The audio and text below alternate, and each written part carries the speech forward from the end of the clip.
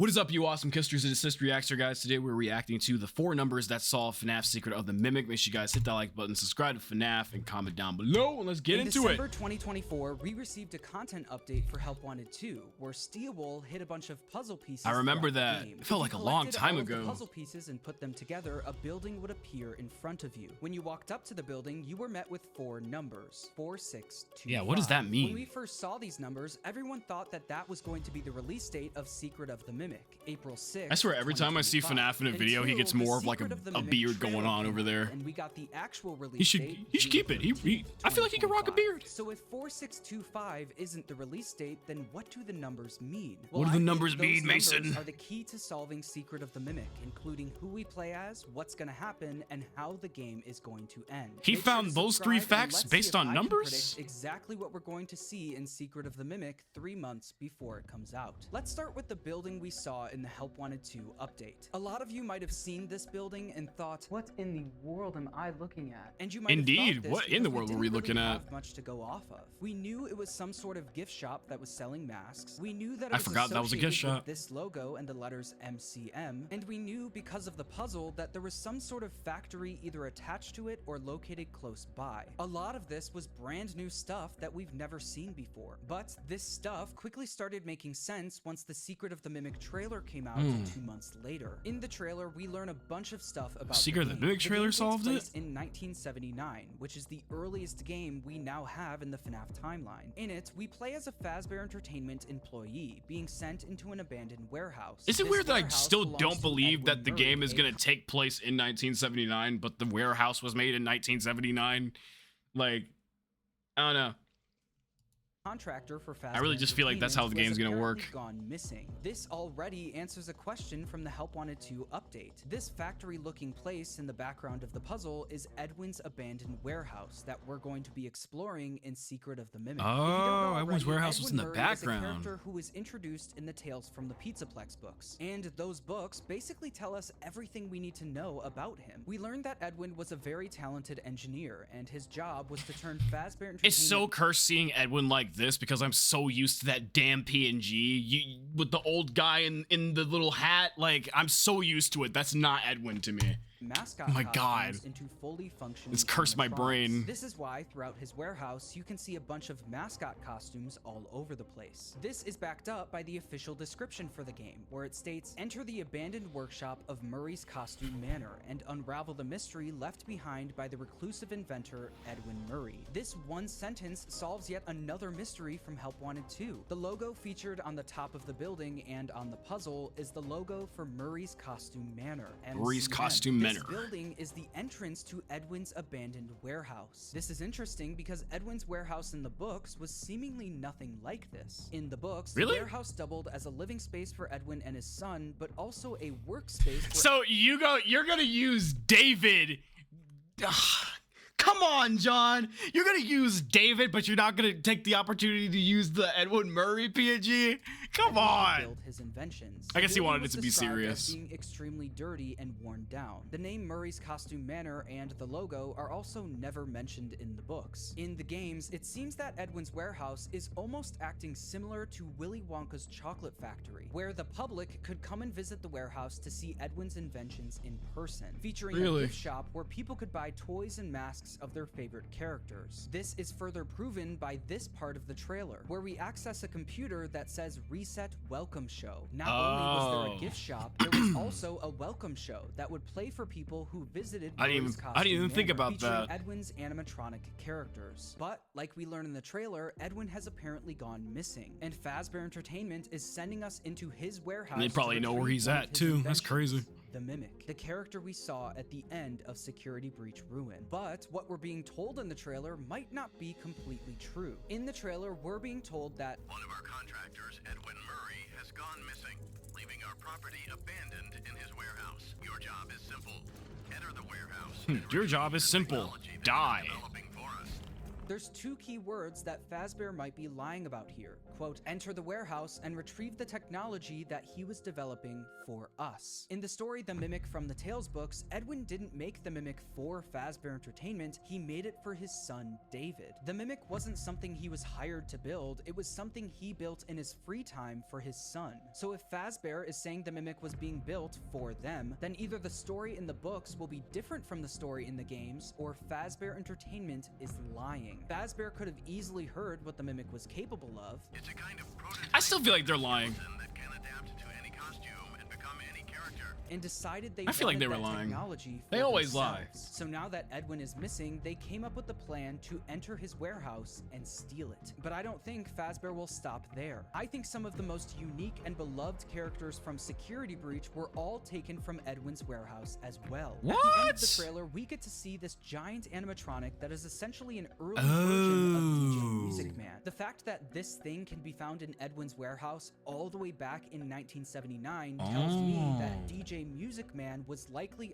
originally built by Edwin, with Fazbear taking Edwin's Maestro Music Man and using it to Maestro create the Music DJ Man. we all I know call and him love Orchestra Man. decades Later. The Maestro daycare goes hard, attendant from Maestro Security Man. Breach was also likely built by Edwin as well. MatPat put out a great theory a couple years ago where he pointed out that the teeth on Eclipse match perfectly with the teeth on the Mimic, along with the general forgot design that. of the characters looking similar. I think he was right, and we're gonna see the earliest version of the daycare attendant appear in Secret of the Mimic. These are just one or two examples of Edwin's inventions likely being taken and reused by Fazbear Entertainment, but I don't think it'll stop there. I think other characters from Security Breach could have been Edwin's as well, such as the wet floor bots or even the staff bots. Here's why. In the books, we learned that one of Edwin's first inventions was a robotic vacuum cleaner, and in the recent update to 5 Laps at Freddy's, you can actually see a billboard advertising it. It was called Hugs, which could very well mean that Edwin was also the inventor of Mr. Hugs from FNAF 6. But the reason he created this robotic vacuum cleaner was because Edwin believed in, quote, Maybe building Fazbear useful stole machines the that would name change and called it people's Mr. lives. He believed Hugs. in automating life's most mundane tasks. Sorry, I was fixing and my he table. was sure he could create robots to replace most household chores people didn't enjoy. This is why we see a robot in the trailer that was made exclusively to sort mail. This is Edwin automating a mundane task, and I think the wet floor bots and the staff bots in Security Breach also fit that description. In general, I think there's a ton of stuff that Steelwool is hiding from us in this trailer. In the books, one of Edwin's jobs was to turn the mascot costume versions of Freddy, Bonnie, Chica, and Foxy into animatronics. So it's very possible that we're gonna see the original mascot versions of Freddy, Bonnie, Chica, and Foxy in Secret of the Mimic. They might even look similar to the concept art that I hope talked they about don't look last like year, that. I'll be featuring mascot terrified. designs of the core Looks animatronics. horrifying, I also man. think we're gonna see the original Fredbear and Spring Bonnie mascot costumes. Really? In the trailer, you can see Fredbear's Family Diner posters hanging on the walls. The same Fredbear's posters we found in Security Breach. Also, in one of the offices, you can see a pizza box sitting on the couch. Although you can't see the top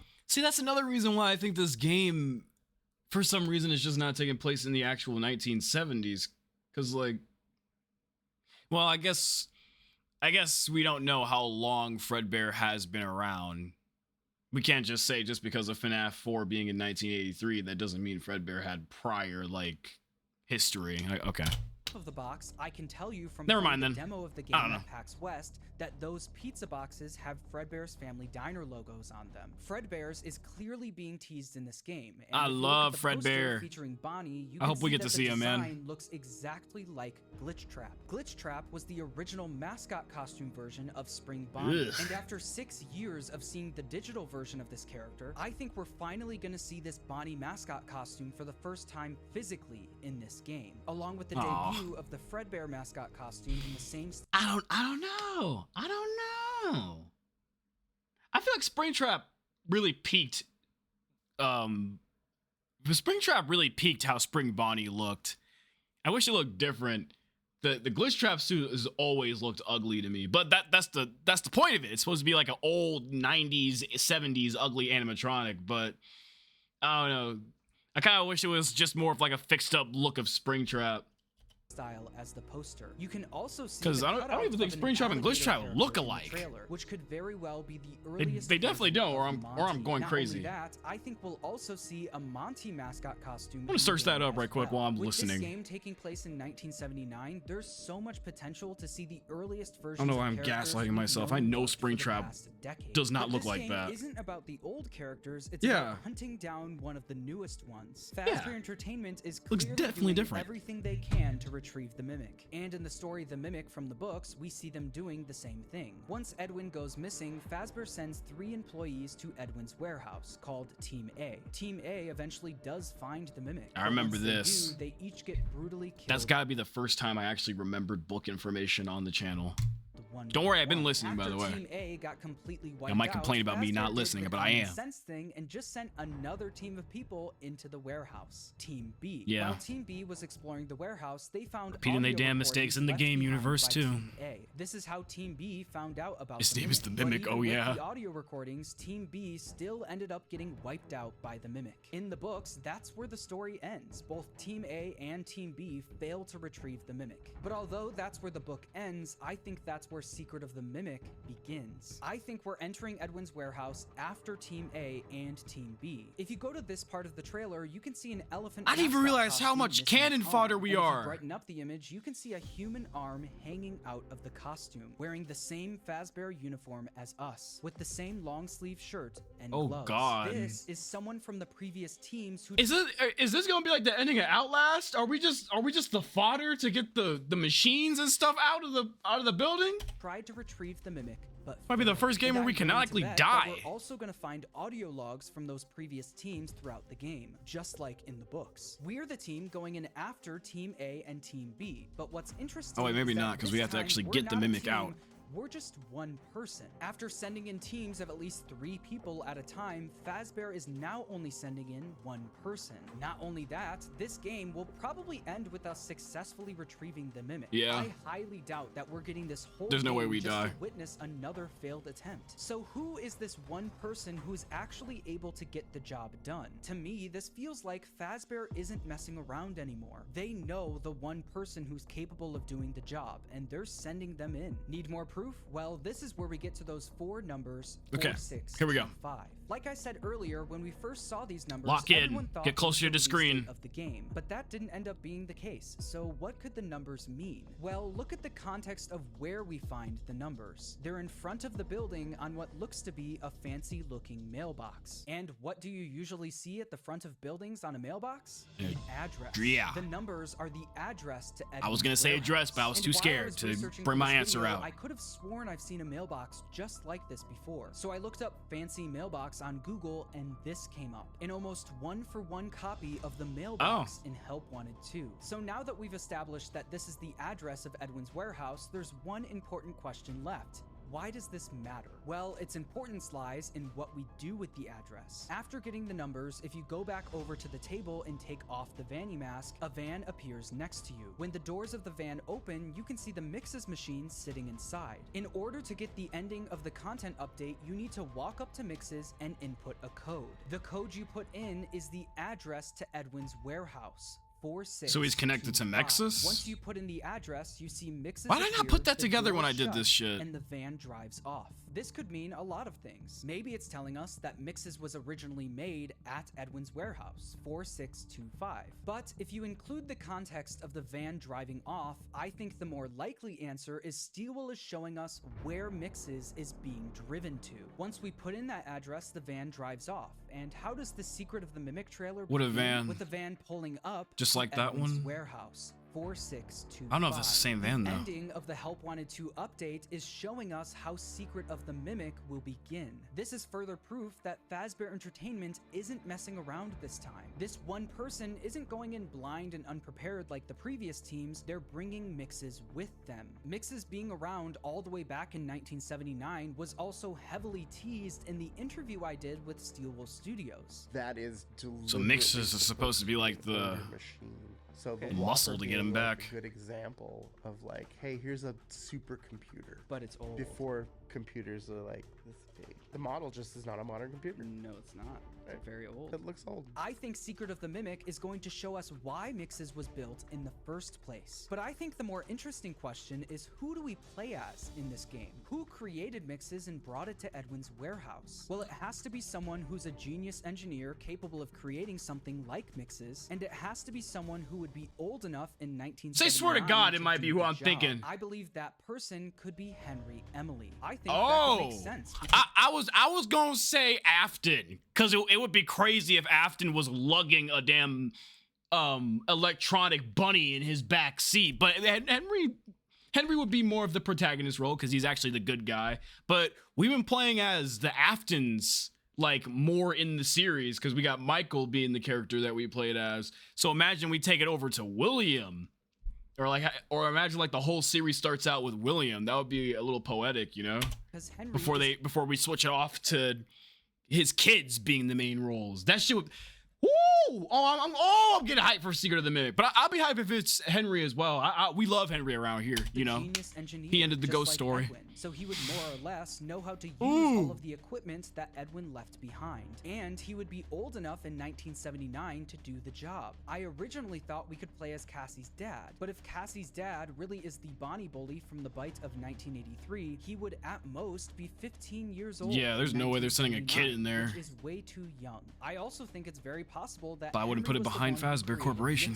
In my last theory video, I explained why this could be the case. In Security Breach, we get to see Henry's labyrinth that he created to burn everyone to the ground in FNAF 6. And in Ruin, the door that leads us directly to MXES is in Henry's labyrinth. Not only that, if you go through the door, you're met with what looks to be an extremely old staircase that leads right to the room with the MXES machine. Why is the room with MXES directly connected to Henry's labyrinth? Well, I think it might be because Henry had something to do with MXES. To summarize, after Edwin Murray went missing, Fazbear Entertainment discovered the Mimic and came up with the plan to steal it. But after sending in two teams of people, Team A and Team B, who never made it out alive, they realized this wasn't a job for a regular employee. They needed one of their best engineers to step in, Henry Emily. Henry isn't going into that warehouse empty-handed. Give me 2 seconds.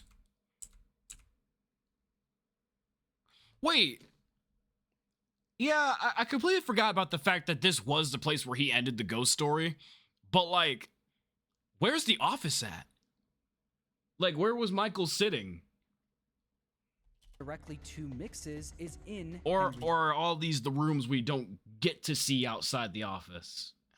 Labyrinth. Not only that, if you go through the door, you're met with what looks as Fazbear Entertainment discovered the Mimic and came up with the plan to steal it. But after sending in two teams of people, Team A and Team B, who never made it out alive, they realized this wasn't a job for a regular employee. They needed one of their best engineers to step in, Henry Emily. Henry isn't going into that warehouse empty-handed though. He would then create MXES, a supercomputer equipped with an antivirus that would help take down the Mimic. Henry then loaded MXES into his van and drove to Edwin's abandoned factory, where he would use MXES to successfully take down the Mimic all by himself. This is one of those theories that will immediately be proven right or wrong in the first 5 minutes of Secret of the Mimic, so it feels like a big swing. But I really do like especially since they're naming people this time. Address, and by putting that address into MXES, Steelwool is showing us where MXES is being taken and how Secret of the Mimic begins. I also think us playing as Henry would make sense, but it's very possible that we could be playing as just a random employee who happened to be the one person who took down the Mimic. We could also very well be playing as Cassie's dad, but that would mean either the Bonnie bully in the Bite of 83 is way older than we thought,